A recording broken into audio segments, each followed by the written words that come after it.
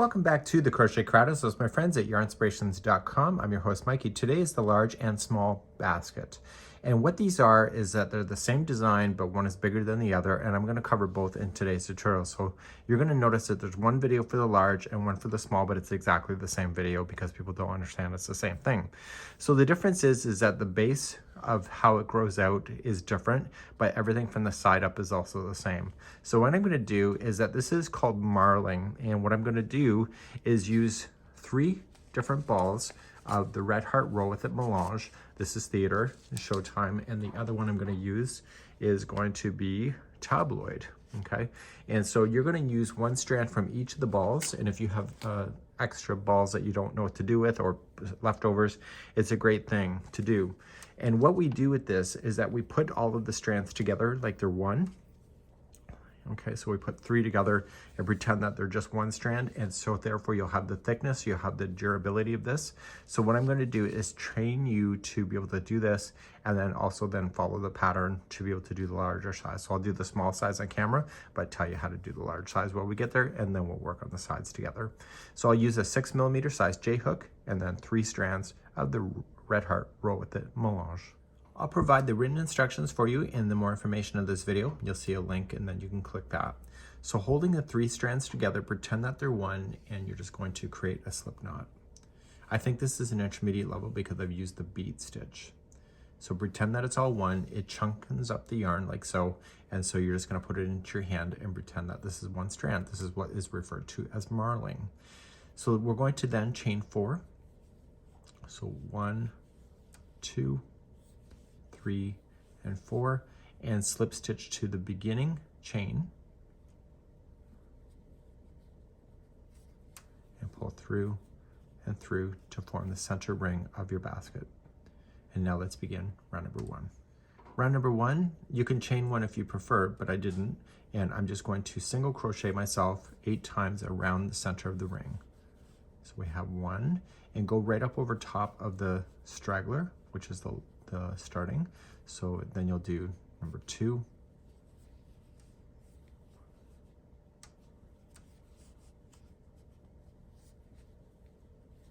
3, 4, 5, 6, 7. And it's going to be a lot in there, so just move it around and get that 8th one in, and you'll join that with the beginning one, single crochet. If you're not sure, count it back. So 1, 2, 3, 4, 5, 6, 7, and 8. So 1, 2, 3, 4, 5, 6, 7, and 8. So once you have that done, you're going to slip stitch. And then if you went over top of the straggler like I just showed you, you can safely just cut that right down, and then you'll never see that. And let's move on to round number 2.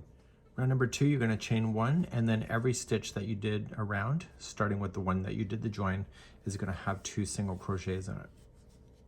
Okay, so just apply 2 singles in each of the stitches around, and so that will give you a total count of 16 single crochets.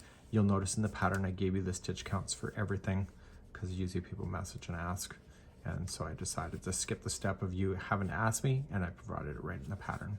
So provide 2 single crochets in each stitch around, and I'll be right back in a moment.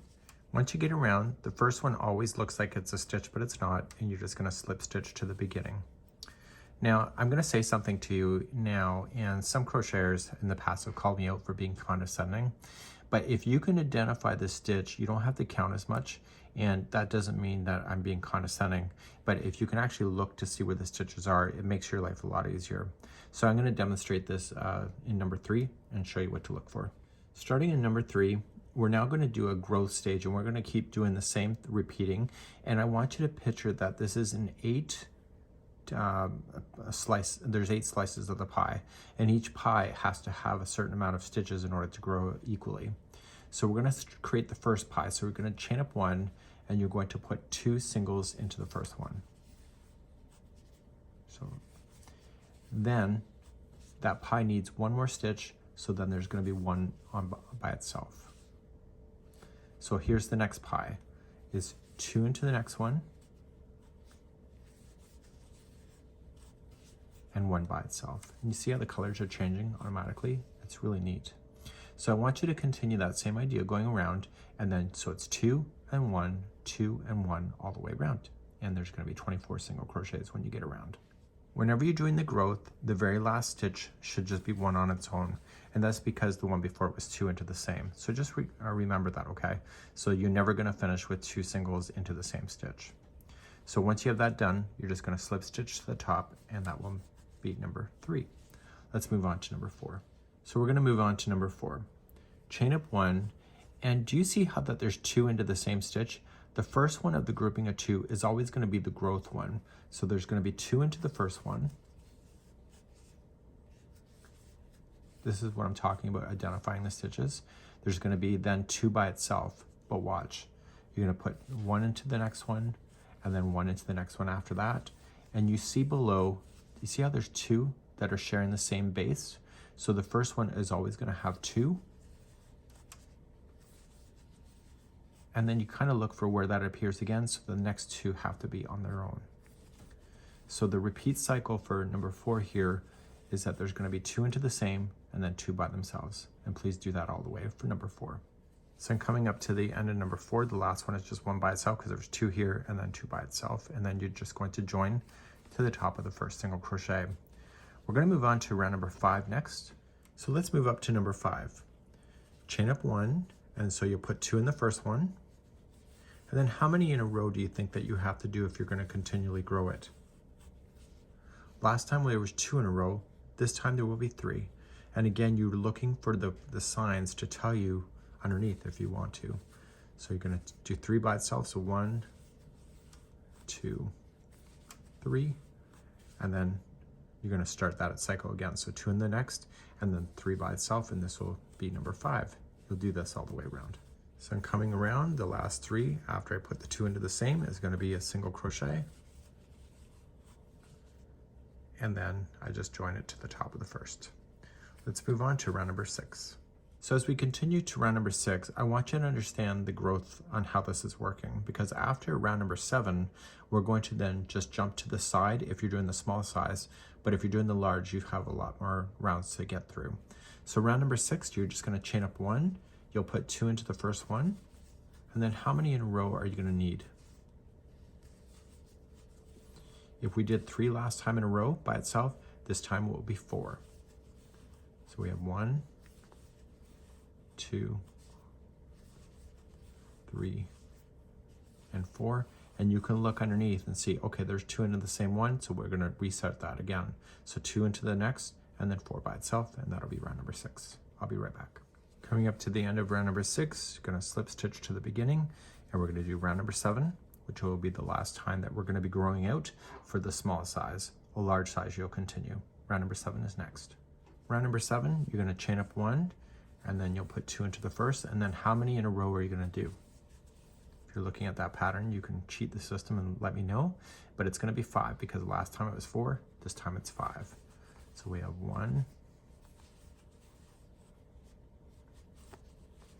2,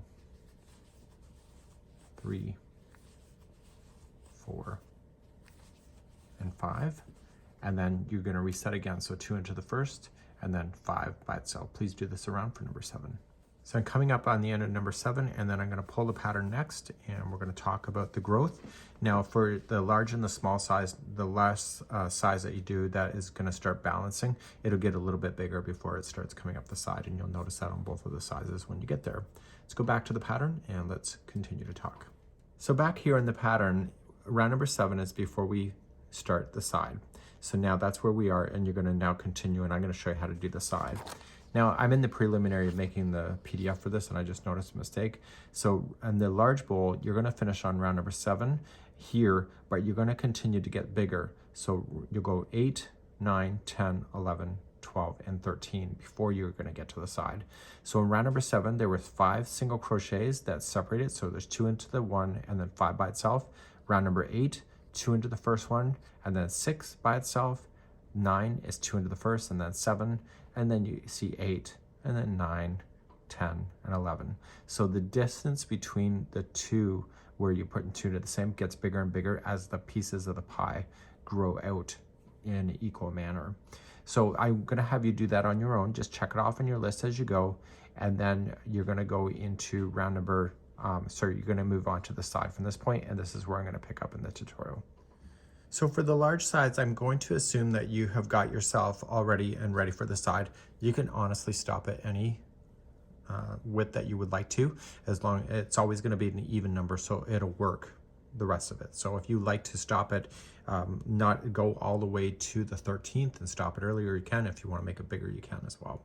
So we're going to start with the first round, and we're going to start with the back loop only to create the bend that is at the bottom of the basket next. And this is for both sizes at this point.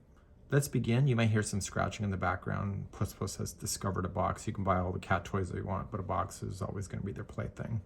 So you're going to chain up one, and in the very first one, you want to use the back loop only. So usually in crochet, if you're new, there's always 2 loops that make up a stitch. But if you just use the back loop only, you just dive right in the middle. So right where it's coming out of, the first one's always a little tricky, but you're just going to get the back loop only. You're gonna pull through and you're just gonna single crochet. Tear apart that box, kitty. Okay, so here's the next one. So you're just gonna go in the back.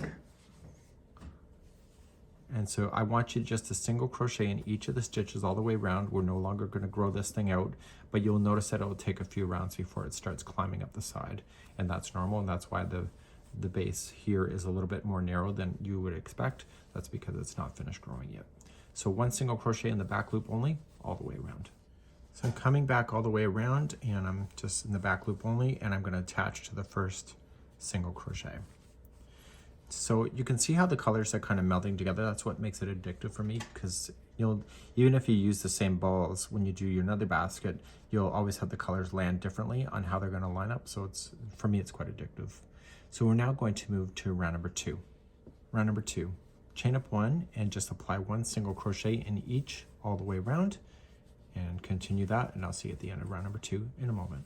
So I'm coming around the second round, and I'm just going to slip stitch to the top, and then we're going to go up for number 3. The cat's done with the box. I think she needs a cigarette. It was a really good box. Okay, I'm going to start the bead stitch, which is going to be round number 3, and we're going to start off by chaining 2. It will not count as a stitch. It's just a builder to get ourselves started. I'm watching for the cat. She might jump up here. In the very first stitch where you've done the join, you just need to do a double crochet. So now what we have to do is that we have to use the post only, and you're going to yarn over, and you're going to go in between the chain 2 and the post through to the back and pull through. Make sure you're a little bit loose with this and be consistent, and you're going to do it a total of 3 times. Once you have that done, the original that we started with, we're just going to ignore it for the first pull through. So you're going to yarn over and pull through this mess of stuff. Okay, it requires a bit of practice. And then yarn over, pull through the final 2, and that's a bead stitch. So the double crochet is 1 stitch. The bead, what I just did, is another. So this equals 2 stitches. So we're going to come back down on the line, skip the next one, and start again. So you'll start by double crocheting first, so you have the post to be able to wrap around. So yarn over and going around that post. So once, yarn over again, twice, yarn over again, 3 times, and pull through. And so when you pull through, you want to ignore the first one that you started with. Okay, just kind of wiggle it and yarn over, pull through 2. And there is another bead stitch. Now I'm making this look simple. This is actually the 4th take, just to show you that it's possible without like snagging on stuff, but sometimes you do, and just be patient, and I would prefer to show you too from this perspective so I'm not getting you all confused. So please do this bead stitch all the way around, making sure you're skipping 1 stitch before each one. When you get all the way around, and if you're using this yarn, you can see that each of the beads almost has a different tinge to it. It's really neat. So after the final bead stitch, you're going to attach to the first double crochet. So there's a double crochet and then a bead stitch, double crochet and a bead stitch. So attach to the double crochet, and we're going to move on to round number 4 next. Round number 4, chain up 1, and you're going to apply 1 single crochet in each stitch. So the first one is in the double crochet, and the next one is in the bead stitch itself. The next one is in the double crochet, and the next one is in the bead stitch itself. Okay, so please do that all the way around for round number 4. So coming all the way around, this is in the bead stitch as your last one, so you're just going to slip stitch to the first. Now we're going to do something slightly different for the cluster round and number 5, and here's what we're going to do. Whenever you do clusters, whenever you create the cluster automatically bows out like a bowl, and it always bowls out towards the opposite side of the work. So if I did a cluster right now, the interior of the bowl will have that look of collapsing on the interior. So what I want you to do is flip the project around. It's called turning, and just flip it around like this. Okay, so this is technically the outside of the bowl. I just flipped it. Now that we're turned, we're going to chain up 2, will not count as anything. And in the very first one, you're going to do a 3 together double crochet. So just yarn over and in, pull through 2 and hold. Do it again, pull through 2 and hold, then yarn over again and in, pull through 2 and hold. Once you see 4 loops on your hook, yarn over, pull through all of them, and then chain 1 to move on. Skip the next one and then do the cluster in the next. So it's a 3 together double crochet. And I want to show you something here after I'm done this one. So you can see that it bowls out away from me and it creates a bump. So because I had you turn around, it's going to create the bump to be on the outside of the bowl. So I want you to do this all the way around. So skip the next one, cluster in the next, chain 1, skip the next one, cluster, and do that. And I'll be right back in a moment. So I'm just coming all the way around, and after the last cluster, make sure that you do chain 1 and reach over to the first cluster and attach. Now, we have to turn our work again, and we're now going to flip it so it's the right side facing out. Okay, so this is what it is. And because you did the cluster with it turned, you can see that it now matches the texture. So now let's begin round number 6. So round number 6, make sure that you're looking at the right side, which is all the bumps facing out towards you, and you're just going to chain up 1 and apply 1 single crochet into the top of the cluster, the one that you attach to, and then the next one is in the chain 1 space between the cluster. So just use the space. So top of cluster, between the cluster, and please do this all the way around for round number 6. Coming around to number 6, I'm at the top of this one. I still have the chain 1 space, and then I'm going to join to the beginning single crochet. Let's begin number 7. So number 7, it says chain 3 counts as the first double crochet and then 1 double crochet in each. It's a tutorial, so I'm going to show you a little thing that I would do if it were me, even though I wrote the damn thing. This is what I would consider doing. Chain only 1 and then put a double crochet in the first one. It keeps things nice and tight, but don't tell anybody I did that. This is just for your tutorial reference. So then I've just now double crocheted in the first one with the chain 1 that started it, and then I continue to go around with the double crochet. So you can either chain 3 or just do it the way I showed you, but I think that the chain 1 is a better look. But you know, whatever, you decide what's right for you. Go all the way around for round number 7. So I'm coming all the way around, double crocheting, and I'm going to attach to the first double crochet. If you did a chain 3 to count as a double crochet, then just attach to the top of the chain 3. We're now going to start with the brim itself of the bowl, and it's kind of flat on top, and I'll show you how to do that next. And so these will conclude the last final rounds to finish off your bowl. To do the brim, you're going to chain up 1 and using the front loop only. So before I had you use the back loop, this time only use the front loop. So come up underneath like this and in, and you're just going to single crochet on the front loop only. The back loop will stay available for you for the future, that you'll be referencing to fold the top around to create the top of the brim. So just use the front loop only, going all the way around, and I'll be right back in a moment. So I'm continuing with the front loops all the way around for round number 8. And when I get all the way around, I'm just going to slip stitch in the normal spot on the first single crochet. So just go right in there and slip. And let's move on to round number 9 through 11. Rounds number 9, 10, and 11 are all the same. Just chain up one and apply one single crochet in each. This is creating the top of the brim. You'll see it develop in the next round that we're going to come back to, which is round number 12. But please do these 3 rounds of 9, 10, and 11 of one single crochet in each round. So now that I've done up to number 11, number 12 is the final. Do you see this ridge right here? This is the remaining loop that was left over on the 8th round. Remember that we went into the front loops? This is the back loop.